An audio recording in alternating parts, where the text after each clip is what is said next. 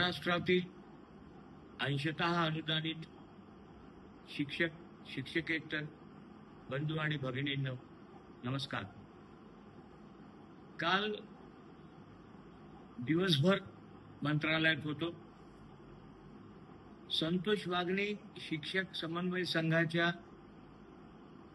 अधिकृत अशी पोस्ट पण टाकली, पण तरी देखील मला फोन यायचं काही थांबत नाही। त्याच्यामुळे नाईलाजाने मी ही व्हिडिओ क्लिप आपल्या माहितीकरता देतोय। काल सकाळी माझ्यासोबत रहाटे काका, संतोष वाघ, श्री जामनिकजी आणि असंख्य आकाश राठोड, वायदंडे हे होतेच। आमदार ज्ञानेश्वर म्हात्रे, आमदार असगावकर, आमदार जमो अभ्यंकर, आमदार विक्रम काळे हे पण होते। आम्ही सगळ्यांनी मिळून मुख्यमंत्र्यांची भेट घेतली। मुख्यमंत्र्यांनी अतिशय स्पष्टपणे सांगितलं की ऑगस्ट पेड इन सप्टेंबर पगार प्रत्यक्षात होतील। त्रुटीचा विषय काढला, हसले आणि निघून गेले। त्यामुळे आमच्या जीवात धाकधूक होतीच। मग आम्ही म्हणजे मी, रहाटे काका, संतोष वाघ या सगळ्यांनी माननीय आमदार रावल साहेबांची भेट घेतली।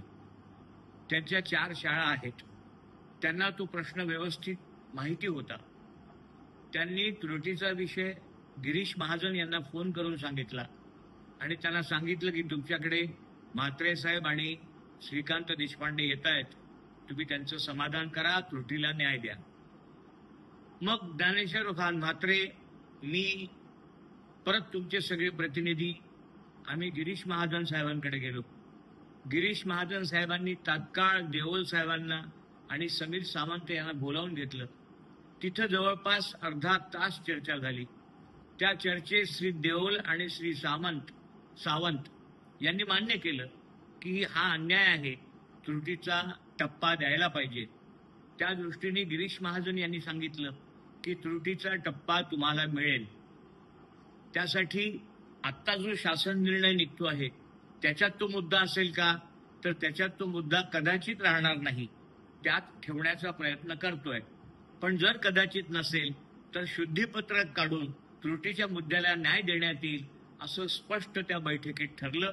गिरीश महाजन देवदूत आहेत, तेच आपल्याला पूर्णपणे मदत करता आहेत, तेच मुख्यमंत्र्यांना सगळं सांगता आहेत। आम्हीही मुख्यमंत्र्यांची भेट घेतो आहे, या सगळ्या प्रकरणाच्या मागे लागून आहे। आता तुर्तास मतितार्थ एवढा, ऑगस्ट पेड इन सप्टेंबर वाढीव टप्प्याचा पगार मिळणार। मतितार्थ दुसरा, त्रुटीवर अन्याय होणार नाही। तुर्तास एवढेच, तुम्ही फक्त पाठीवर हात ठेवून लढ म्हणा, मी लढतोय। धन्यवाद।